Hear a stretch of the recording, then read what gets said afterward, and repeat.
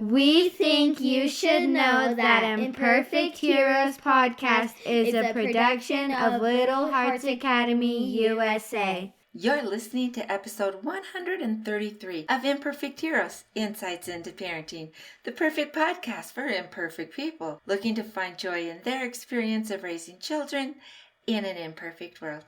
And I'm your host, DJ Stutz.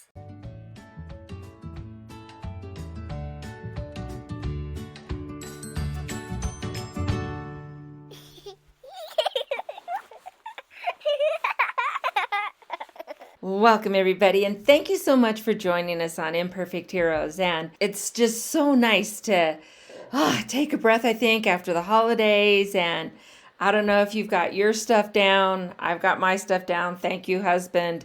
He kind of just does that. He can't stand it being up too long. So it's taking a breath, and we enjoyed the holidays, but it's kind of nice to get back into a normal scheme of things. Before we get started, though, I wanted to share with you, some of you I know failed during the holidays to buy the best Christmas present ever. But that's okay, because you can make up for it. It's still available, and that is my book, Roman is Bigger. And so it's just a fun children's book, and it's about a little boy named Roman who is trying to find the right words to express how he is truly feeling. So he's not mad. He's bigger than mad. He is not happy. He is bigger than happy. And it goes on. And so he's understanding how finding the right word not only helps him to feel better, but it's helping others understand how he is truly feeling inside. And so they can react in appropriate ways. You can get it on Amazon. It's called Roman is Bigger. So if you didn't get it already, jump on the bandwagon and just enjoy the book with your kiddos. And we'd love to have you here. We're so happy. If you want to see just our beautiful faces and our interactions, you can always watch us on YouTube and Rumble. So on Rumble, our channel, Imperfect Heroes, and on YouTube, it is Little Hearts Academy USA. And so you can always check us out there. All right.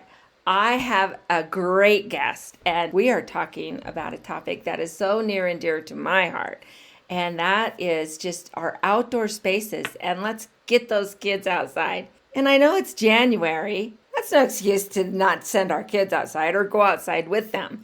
And Kaley Metler, you live in Canada, and so you know about getting your kids outside in cold weather, right? Oh, yes. Yes. Well, I know when growing up, I grew up in Los Angeles, and it's funny that if it was below 70 degrees and I came to school without my warm coat, my mom got a phone call. DJ forgot her coat. Can you bring that down? So it'd be like 65, 68, and my mom would have to bring my coat so I could go play outside because clearly I needed it. So it depends on where you live and what your body's used to, but we're in the throes of winter right now. And so really they need that outdoor experience even though it's cold. And you are just an expert on that. Let's talk a little bit, Kaley, about what you do and what you have going on. Okay. So yes, I am a part Canadian now. I am a dual citizen. I lived in Arizona. I grew up in the heat, and now I live in the cold.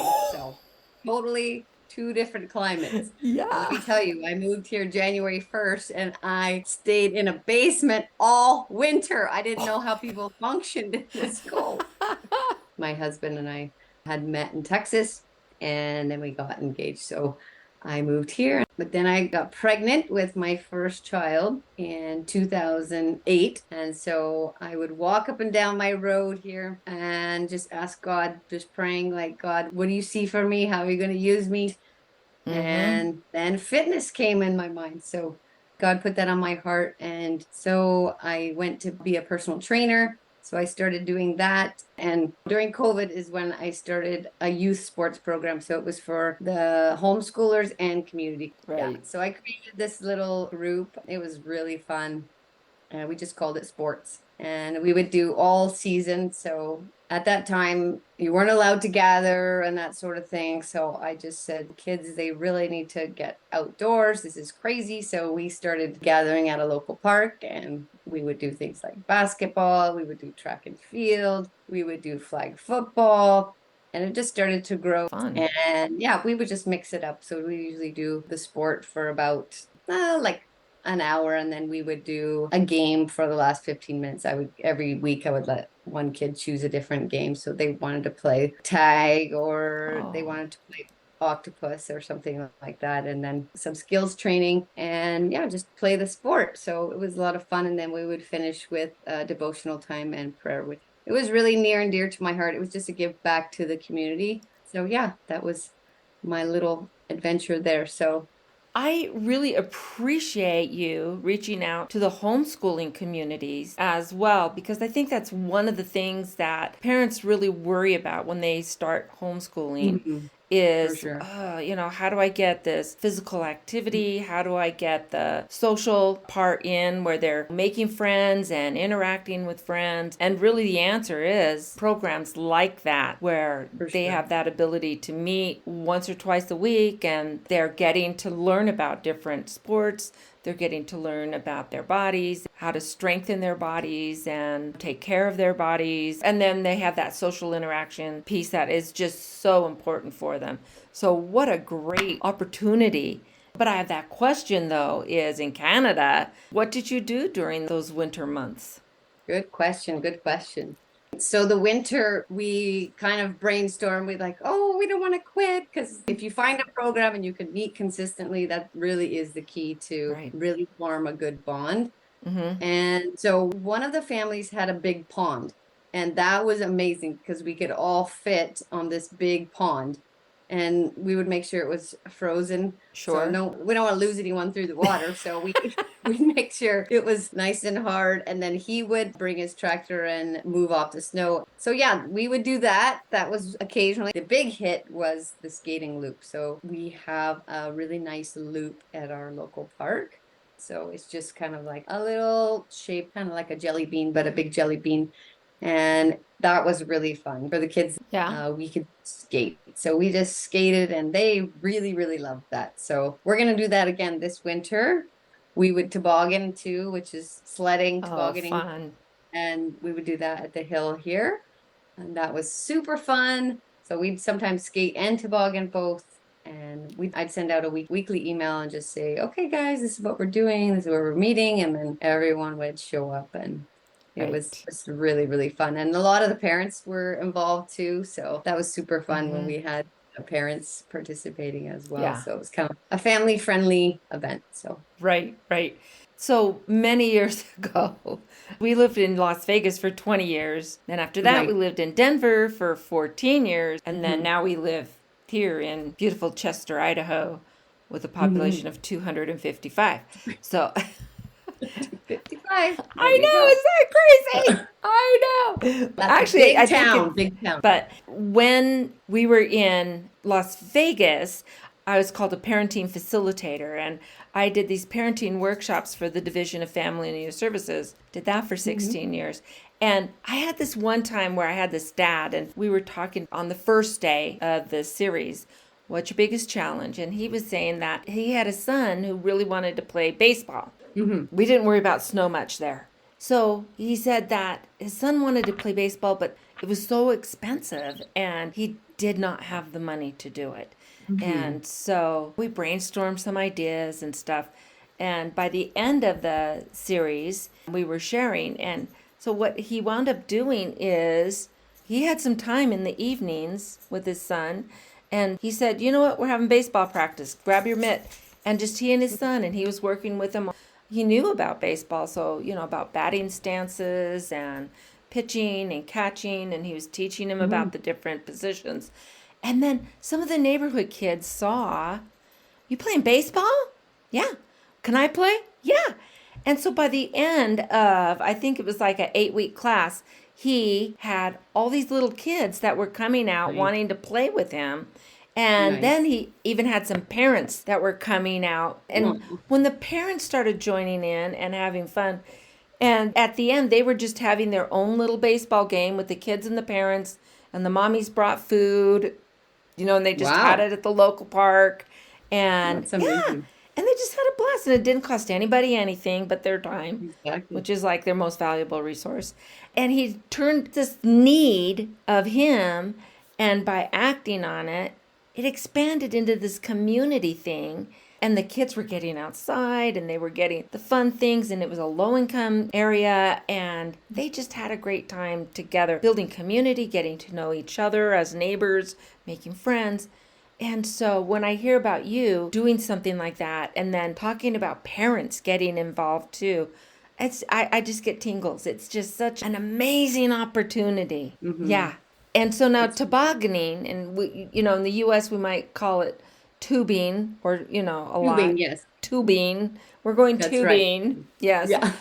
So what kind of places would you find then to go tubing or tobogganing? So we have a little hill, so it's not very big. It's probably, let's see, like a 20-foot vertical. So they would just climb up. So it's not big, but Yeah. you still have lots of fun. I mean, I find you, but we have a really, really big hill too here as well. So that's at the local park. What else do we have? We're not too hilly here, but and then at some of the family's house, they have nice hills as well if they're kind enough to host us all. Right. So Right. I think it was a couple of years ago on the news, and I think this guy lived in Wisconsin, something like that, but frozen tundra. And he spent a couple of weeks and just out there working every spare moment he had, building up with the snow. And he made this amazing little tubing track. Wow. Yeah. That'd be amazing. Yes. And he had like these scaffoldings that he used to build it up, and he was throwing snow up there on it, and doing all this stuff. And it was such a hit, and the neighborhood kids were like, of course, he's the dad of the year in the neighborhood. Oh, yeah. And the local news came out and did a whole piece on it and stuff. And so I'll bet it's something that he does every year now, just because of all the positive. Find that guy in Wisconsin. Yes. But I mean, there's always ways that you can figure out. Maybe someone has a big dog and harness him up. There we go. Yeah. They can get pulled on that. Mush. For sure. That would be hilarious. Wouldn't it? I know. Tie up rope. Here we go. Let's go. Yeah. Oh, wow. So I don't usually do this, but I just wanted to insert something right here into the conversation. Did you notice that she was talking about parent involvement and getting the parents coming and being involved with some of that play? And when we were talking about that dad that got a luge run set up, so I've got a couple of links that I'm going to put down in the show notes. And they go to some YouTube videos. And one is the news story that I was talking about. And another one is one of a dad going out and seeing that the park didn't really have any much fun. And the snow was kind of not there real well. So he started working, and he got a snowblower. But what he noticed was, as he got working, the dad crew, or whatever you want to call it, came out. And all of a sudden, these dads were coming out to help and build this fun snow luge run for the kids. And so if you want to look at those, they're right there. And you can see how they did it and how they got going. It's an amazing thing. Once you get started, if you're in the front yard, if you're at the park, if you're at a green space in your neighborhood, once you get going, you'll start seeing maybe some other dads or parents coming to get involved and be part of the project. It's so much fun. You can get your friends involved. You can even, as she did, create a newsletter, woohoo, or do a social media post for your neighborhood and say, hey, I'm going out, I'm going to do this, come join me if you have the time, and just invite other people, and it'll be really interesting to see who starts showing up. You're going to make more friends, you're going to have a good time, your kids are going to make more friends, they're going to have a great time. So I highly recommend it. Okay, I'm going to go back to our interview. Talk to you later. There's a town just north of me. I mean, it's a big town. It's got 1,000 people, but it's a thriving metropolis. But that's huge. Yes, it actually has a restaurant. Wow. They have a day in February that they have horse sleighs and dog sleds, and it's a big competition, and people decorate, and they just have fun. So kids don't care is my thing. They don't care. No, they don't get cold. I mean, most of them. I can't say all of them, but they don't even want to wear their coats half their time. And their parents are like, wear No. your coat. And they're like, I'm fine. They don't get cold near as much as we do because I guess their Yeah. little bodies are moving and Right. their heart rate higher and they just go. So, Well, and I remember, I mean, going back to being a kid in Los Angeles, they made sure we had our coats and we'd go out with our coats and they'd just be thrown on the ground on the blacktop in a big pile. Or when I was teaching school in Denver, so 20 degrees was the cutoff for, okay. so Going if it was outside. lower than 20 degrees, then that was an inside play day. But it'd be 30 degrees, 32, 35. I mean, that's chilly. And all the teachers are out there bundled up and the kids are like throwing off their coats and They're throwing their and coats. it's like, guys, it's freezing. Oh, I'm hot. And you'd see some teachers just like, you have to wear your coat. And There we go. they're just miserable. And then I heard for here, where I am here, so we're just about an hour away from Yellowstone National Park. And Nice. they don't have snow days per se. They have cold days. So if it's 20 below, then they cancel school.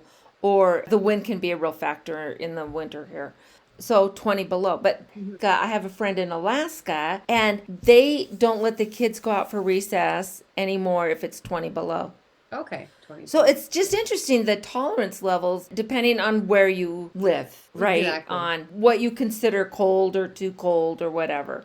But I'm just telling you, the kids, even if they're outside, I think for 10 minutes, getting them outside, getting that fresh air, and having that opportunity to move around, build a snowman, build a snow dragon, or whatever it is that you want to build. But getting them involved and outside is just so important for their breathing and their cleansing their whole body. You know, and they still like swings, even though it's freezing cold. Oh, yeah.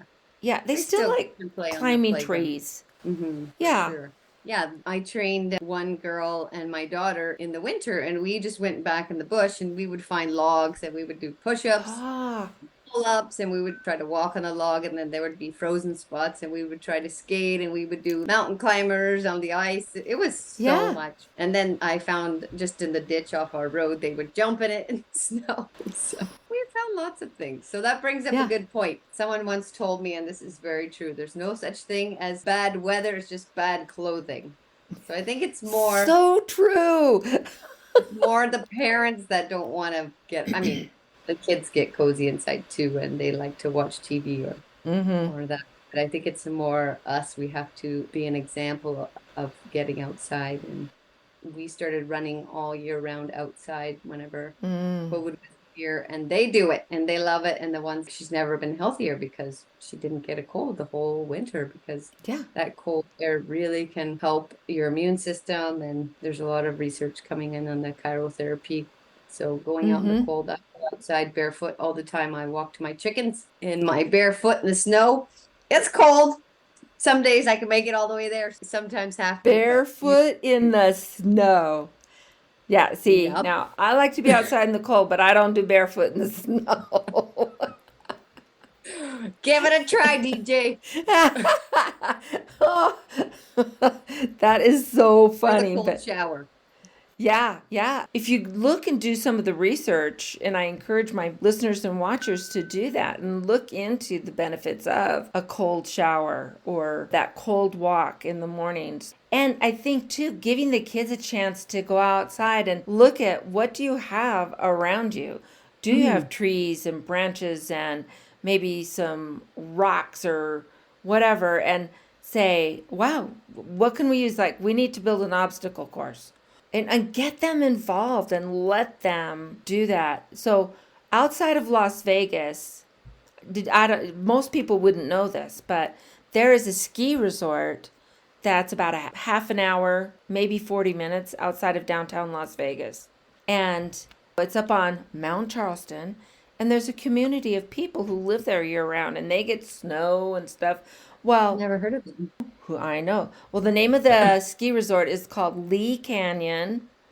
And Lee Canyon. But up on Mount Charleston, they have this little one-room schoolhouse. And so you have all these grades in a room, and Usually there's between 17 and 25, just depending on how many kids are there, but that many kids in the whole school. But they are outside a lot.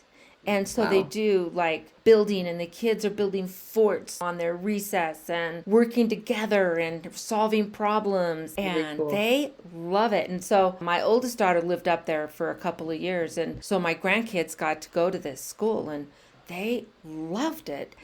And going on, but giving your kids that opportunity when you can. I mean, if you're in a big city in a high rise, that might be a little more difficult, or get them to the park and let them see what are the natural elements, I guess, that we have out here, and what can we do with some of this. For sure. Yeah. And let them take great. the lead. Yeah. Let them explore and play and make up games. My son and his best friend live next door. And I tell you, these boys, they make up so many crazy games. I have no idea what they're doing, but they still do it. We were in Ottawa at the hockey tournament, and they were at Golf Town. They have little things you can try out, the putters. Ooh, yeah, they had a good laugh, because they said, "Are they going to come after us because we're just 14 and 15? Are they going to let us play with these $300 putters?" And I said, "I don't know. We'll just give it a go." And so they're making up some game. So they have their balls. Okay, you're gonna go here and here and here. And I'm just like, it's so awesome to see them really just creative play. And they say that's what makes the best athletes as well, is when you let them create and play. So it is pretty cool what you can do if. Actually, these are the guys then that make the best businessmen and women as they get older, because this is such an important part that we're losing in society, is that opportunity for kids to play, come up with their own games, come up with their own rules, and without adult intervention. And you watch, and kids will start, no, that's not our rule. We decide, and... or maybe they're building something. They'll let you know. Oh, they will, and they enforce it themselves, and you're just like, yes, yeah. Or they start arguing about something. It's like, oh, let's see where this goes. Instead of jumping in right away, it's great to stand back and say, oh, they'll figure it out. And for me, I'm the oldest of 7, and I have 5 little brothers and 1 little sister. We got home from school, and the rule was, change your clothes and get outside. Because Mom was busy getting things done. You know? And that's what we did. And we would be in her hair. And even living in Los Angeles, it was weird, because we had an apricot orchard on one side of us. And then we had just this open field. Later on, some homes were built on that. But when we were young, when we were little, it was just this open field that eventually 4 homes were built on. But we'd go out in the field, and we would play football, and we would be hunters looking for varmints that were out there, and there were plenty of those. And we would just do these things. We would dig holes, and we would play war, and we were digging foxholes. We were just doing things that were very physical. And then after dinner was homework time. Right. But we came home back then. We came home to Mom. Right. Mom was home. Not to some after-school program where things are set up. Now you go play basketball. Now you go do this. But just we were left to our own devices. And Saturdays, you'd get up. We had our chores to do. But the goal was get them done to get out of the house as fast as possible. And then we took off on our bikes. And heaven knows I know where we went. Yeah. Finding the biggest hill to ride our bikes down. Oh, yeah. Turns out the best hill to ride your bikes down, though, had a stoplight at the bottom of it. So we learned about math and about timing. And so we learned when to get going so that we'd hit that green light when we got to the bottom. And so you're learning all of these things. Construction sites, they're not working on Saturday. So, we just help them along with. There we go. Oh, we could build a ramp right here and use all of these things. And but that's all part of being able to have that time where you're on your own without an adult saying, you do this there and you do that there. And I know that we have to watch our kids and pay attention and teach them about safety and watch out and what are the things you have to watch for. But the reality is, this was it would be about a year ago. I had a guy on, Tyson Wright. and he was with Operation Underground Railroad, and we were talking about how do you balance giving your kids that freedom outside that is so important in their development and keeping them safe. And he said it's a hard thing because parents worry and stuff, but the thing is, they're much less likely to be harmed by a stranger than by someone actually within their family or someone they know. Wow. That's an interesting fact. Yeah. Very. Wow. Let that sink in. Whoa. Yeah, let that sink in for a minute. It's just that important piece of wanting to get them outside. Doesn't matter the weather. They'll let you know. You guys are still... Timer. You haven't been out long enough. Timer. Not enough time. I feel guilty because I should be out there too. I mean, sometimes, but yeah, of course, we have to get dinner ready. We've got to do if we're working, like I have a business, I have to do my stuff. So I'm trying my best to do bits and pieces of time together. But yeah, it's a struggle. If you get into that groove of them just staying inside, then it's really hard to get them out. So it's best to start young and make expectations and ensure you're trying your best to get them outside of. But I mean, finding a group of friends, like you said, is really good too when you go outside, right? Oh, yeah. If you could find those neighborhood kids, that's such a blessing to have kids that you can if you've got that, if you can get that. And I have a niece, she's also the oldest of 7, but we're just a generation apart. She's my niece. And I have 5 boys and 2 girls, and her family has 5 girls and 2 boys. But she has 2 little kids. She's expecting her 3rd, and they just moved from Michigan to northern Utah. And so her kids started school, and they've got this, the biker gang, right? But it's it's pedaling and kids. She said it's the most amazing thing. And she took a video of how they'll start down the street, and as they ride down, like another kid joins in and another kid. And they wait for the group to hit their house. It's almost like it's choreographed, the way they all join in. And by the time they're down at the end of the road, they've got like 15 kids, different ages, but they're all heading to school. Yeah. And they all just ride together. And what a joy that is. I think that can for sure happen in the city. That for sure happen. Yeah. If you're spread out in the country, that's where you have to get a little more organized and try to. Yeah. Well, and our schools are so far away, it's busing. They got to take the bus because if there's not even a gas station in our town, trust me, there's no school. So they're either going to the town north or to the town south. Right. Okay. To go to school. But once they get home, though, there's kids and they're on the dirt road and they've got their dogs and they all ride their bikes together and go throw things in the canal and. Exactly. Yeah. Throw a stick in the stream and watch it go by. I remember doing that. Exactly. Yeah. And in the summer, you'll see kids just floating down the canal in their inner tubes. Yeah.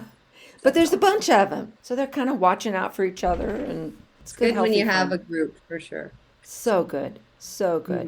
Yeah. So, Kaley, what is a way that our listeners and watchers can get a hold of you and learn more about what you do? Sure. Yeah. My website is www.kjstransformationfitness. So my name is Kaley Jo. I'm a country girl. Kaley Jo. So KJ's Transformation Fitness. I know it's a long name. And then I'm on Instagram as well. Same name, KJ's _transformation_fitness. And I make some YouTube videos. And Facebook as well, Transform Your Body 22.